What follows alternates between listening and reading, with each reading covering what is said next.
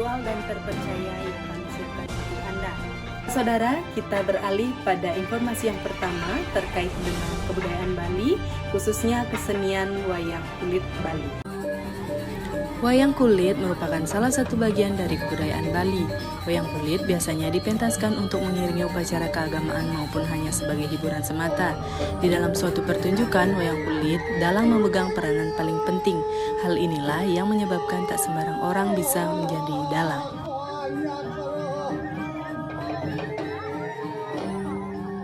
Dan untuk informasi selengkapnya, kini saya sudah terhubung bersama rekan-rekan saya yang kini sudah berada di lokasi tempat dalang wayang kulit yang berada di Desa Bersele, Payangan Gianyar. Untuk waktu dan tempat, saya persilakan. Baik, terima kasih atas waktunya Rayu. Dengan saya Jose Gonggo Surawijana. Di sini saya sudah berada di tempat kediaman Bapak Inyoman Sutama yang berada di Desa Bersele, Payangan. Baik, dan di sini saya sudah berada di tempat latihan dari Bapak Inyoman Sutama yang beliau sedang latihan untuk pementasan wayang. Belum, tijang payangan we mesti murah ke dewa dulu pangnap we terpongkel dulu. Tuan si pikar di keduas Tuhan tu kayu mangkiri bos yang mengermus sakal kanang penawang ngomong kanang yayon. Doa dan digesan ledang pikayon palungok tu.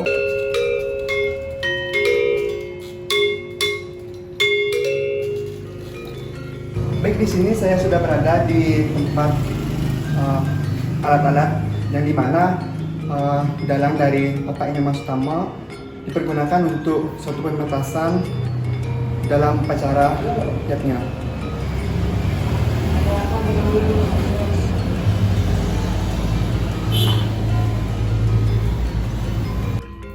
Baik, sekarang bersama saya Indah Putri Asih. Saya sedang berada di kediaman salah satu tokoh dalang wayang kulit Bali. Om Swastiastu Bapak, selamat pagi. Bisa Bapak perkenalkan diri terlebih dahulu? Om Swastiastu. Saya dalang wayang kulit yang termasuk dari jenis Parwo, Ramayana, Calon Arang, bahkan nama tiang Inyoman Sutama di YouTube yang terkenal dengan wayang dalang Bayu Wedang. Untuk lebih jelasnya, mungkin apa yang kira-kira diperlukan informasi dari saya, silakan nanti. Oke Bapak, yang mulai dengan pertanyaan pertama ya. Kenapa Bapak bisa tertarik untuk menggeluti dunia pewayangan dan sejak kapan Bapak sudah terjun di dunia pewayangan? Kalau masalah tertarik dan ikut, yang memang karena dulunya sekitar tahun 80-an, 90 itu sering menonton wayang-wayang yang pentas di berbagai wilayah di pedesaan. Kemudian dari menonton itu dia tertarik, akhirnya dengan begitu apiknya, begitu seninya pewayangan itu dan penuh dengan berbagai informasi-informasi yang berhubungan dengan etika, dengan peradaban, dengan budaya. Makanya saya senang dengan dunia pewayangan. Karena dunia wayang itu menurut yang itu adanya berbagai kebutuhan psikologis yang sekaligus ada dalam pertunjukan wayang itu sendiri. Akhirnya yang tertarik dan mulai mempelajari dunia pewayangan itu sendiri. Mungkin kurang lebih niki sekitar 1993an. Waktu itu yang udah pernah lihat dalang-dalang yang seperti Cemplong misalnya tetap di sini di sana yang tonton, akhirnya dia tertarik dan mulai dia belajar tahun 94 lah kurang lebih nih dan 95 dia udah di Parisudo oleh video Bodana Nabi Ring Rio Buduk, dan sejak itu dia mulai dinobatkan atau di secara spiritualnya udah resmi menjadi dalang. Dan secara akademiknya dia tahun 96 mulai belajar pewayangan di kampus waktu dulu itu STSI namanya, terus sekarang isi. Nah, kurang lebih begitu proses awalnya, dan sampai sekarang tetap yang ada di dunia pewayangan, dan bahkan dia aktif membuat YouTube untuk mengisi waktu ataupun untuk memberikan mengeluarkan beberapa pesan ataupun sastra-sastra yang memang dia pelajari untuk memberikan pemahaman tentang Hindu, Dersta Bali ataupun Hindu yang ada hubungannya dengan kitab suci, supaya masyarakat itu tidak rancu terhadap bagaimana kita memahami dan mempraktekkan ajaran kita yang semestinya tidak bisa ditinggalkan walaupun berbagai pengaruh globalisasi seperti sekarang. Maka Niko yang tekankan untuk membuat YouTube Niko yang tekankan bagaimana caranya memahami ajaran leluhur kita. Untuk yang lanjut ke pertanyaan kedua nih Bapak, ini yang kita tahu saat ini masyarakat Bali khususnya generasi muda jika sudah tidak terlalu tertarik untuk menonton pementasan wayang kulit. Dan menurut Bapak, kira-kira apa penyebab tidak ketertarikan tersebut dan bagaimana cara agar generasi muda itu lebih tertarik untuk menonton pementasan wayang kulit tersebut? Kalau untuk sementara mungkin kurang lebih di atas 2010-an ke belakang sih sampai sekarang, memang sih dunia pewayangan itu tidak lagi eksis seperti dulu. Kalau menurut yang pendidik ini pengaruhnya tidak saja dari segi tapi waktu itu peradaban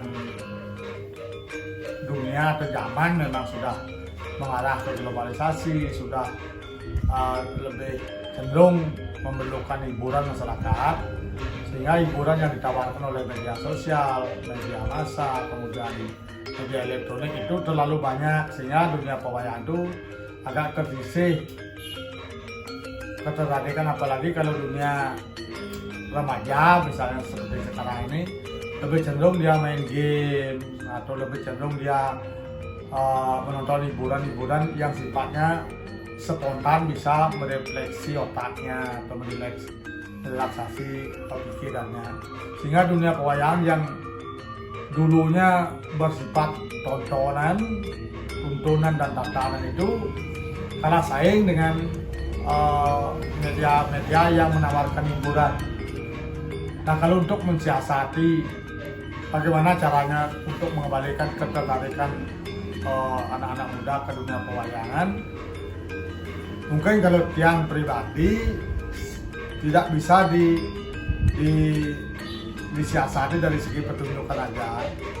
Kalau memang tidak ada instalasi atau lembaga terkait atau misalnya beberapa yayasan yang memang memberikan ruang kepada dunia wayang. Karena kalau di Bali misalnya ruang gerak dunia pewayangan itu cenderung hanya sebatas adanya upacara-upacara tertentu aja, sehingga ruang gerak dalang itu justru terbatas, sehingga seperti pepatah mengatakan tidak kenal maka tak sayang. Kalau memang anak-anak muda itu tidak mengenal lagi dunia berwayang, makanya anak muda itu kan tidak akan bisa tertarik lagi, karena mereka itu sudah awam sekali dengan dunia pewayangan.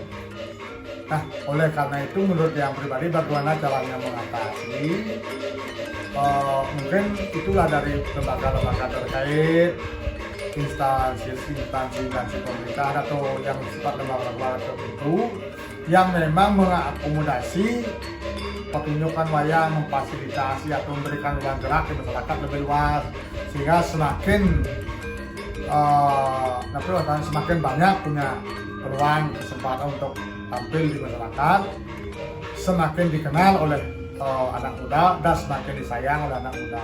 Itu dari faktor di luar dalangnya sendiri. Kalau dari dalangnya sendiri, kalau bagi dia bagaimana caranya menghadapi, seorang dalang itu harus bersifat inovatif, harus kreativitasnya memang betul-betul fokus untuk menciptakan suatu karya-karya baru yang disesuaikan dengan zaman, yang disesuaikan dengan kebutuhan masyarakat. Kalau tanpa itu tidak bisa bersaing dengan media-media yang menawarkan berbagai banyak hiburan. Maka satu sisi harus ada ruang gerak dalang atau pertunjukan wayang di masyarakat yang rekomendasi ataupun yang diakomodasi oleh berbagai instansi. Satu sisi lainnya dari pihak dalangnya harus tapi anak itu harus berkreativitas, membuat inovasi-inovasi yang disesuaikan dengan kebutuhan zaman sekarang. Terima kasih Bapak atas jawabannya. Kurang lebih nih kalau kirang langkung ampuro karena persepsi masing-masing orang kan berbeda. Kalau menurut saya sih seperti itu. Baik pemirsa dimanapun berada, sekarang ini saya sudah berada di kediaman salah satu narasumber kita, yaitu seorang dalang wayang kulit. Om Swastiastu Bapak. Om Swastiastu. Bisa memperkenalkan diri terlebih dahulu? Baik, terima kasih atas waktunya. Perkenalkan, nama saya Imadi Aryase, SSN, MPD. Asal saya dari Banjargadungan, Desa Bersila. Baik, terima kasih Bapak. Bapak, saya mulai saja untuk pertanyaan yang pertama nih. Ya. Sejak kapan Bapak menggeluti dunia pewayangan? Baik. Saya menggeluti dunia pewayangan mungkin bisa dibilang dari SD ya. Ya. Awalnya saya mengiringi petunjuk wayang ya, yang mengawal saya belajar gener, tertarik dengan pewayang karena paman saya kebetulan seorang dalang. Ya. Mengawal saya dengan belajar gener, dituntun belajar gener, jadi seorang tututan. Tututnya itu pembantu dalang dalam petunjuk wayang. Setelah itu, karena semakin tertariknya saya dengan pedalangan, saya melanjutkan sekolah di SMK Negeri 3 Sukawati, yaitu Kokar Bali dulu, sekarang jadi SMK yang terletak di Batu Bulan. Saya mengambil jurusan pedalangan itu tahun 2009. Tamat tahun 2012, langsung saya melanjutkan lagi di Isi dan Pasar, juga masih tetap di jurusan pedalangan ke yang kiprah atau perjalanan saya dalam belajar dunia pedalangan. Berarti sudah hampir lama ya Pak ya? Lumayan lama ya. Saya lanjut ke pertanyaan kedua ya Pak. Sejak cerita apa yang biasanya Bapak dimainkan dalam pertunjukan wayang itu, misalnya seperti cerita Ramayana, Mahabharata atau apa gitu? Oh iya. Kalau di pewayangan ya biasanya saya lebih banyak di Mahabharata. Mahabharatanya yang saya dapat di sekolah ya dan sudah saya pernah pentaskan, yaitu Arjuna Tape. Itu yang paling sederhana, cerita wayang yang paling sederhana, Arjuna Tape judulnya. Ada juga Pun Bale Gale-Gale, itu yang saya dapat di sekolah. Terus ada juga Diah Siti Sundari atau Bale Buddha Manik juga bisa. Semua itu cerita, kalau Bale Buddha Manik, Arjuna Tape itu cerita baku ya. Kalau cerita jarang mungkin Purna Wijaya pernah saya ceritakan, itu cerita yang Pak Wijo kalau nggak salah yang punya cerita wayang. Terus saya menirukan. Kalau yang baku juga Kuntiarnya, itu yang sudah cerita Kuntiarnya yang berkaitan dengan niatnya. Terus ada apa lagi ya, banyak sekali cerita-cerita wayang yang mungkin ada yang karangan, baik ada cerita wayang yang baku, banyak sekali. Mungkin itu hanya beberapa saja yang bisa saya sampaikan dalam wawancara. Baik, terima kasih waktunya Bapak sudah kasih wawancara dan minta waktunya Bapak. Sama-sama. Makasih banyak ya Pak. Pemirsa, bersama saya Imade Bayu Adiwisesa. Pada kesempatan kali ini saya akan menyampaikan hasil wawancara yang sudah dilakukan oleh rekan saya. Narasumber yang pertama mengatakan dunia pewayangan di era sekarang sudah mulai jarang untuk dipentaskan. Hal ini tentunya sejalan dengan makin banyaknya media hiburan di zaman sekarang yang dapat dengan mudah kita akses menggunakan handphone, membuat kesenian-kesenian yang ada di Bali, bukan hanya wayang kulit saja, mulai jarang untuk dipentaskan. Tentunya hal ini sangat berbeda dengan di tahun sebelum tahun 2000-an, di mana wayang kulit masih sangat diminati oleh masyarakat, baik untuk mengiringi upacara ataupun hanya sebagai hiburan saja. Kemudian narasumber kedua mengatakan, seorang dalang ketika mementaskan suatu pertunjukan wayang biasanya mengambil lakon atau cerita-cerita Mahabharata, Ramayana, atau tentang kerajaan-kerajaan yang ada di Bali.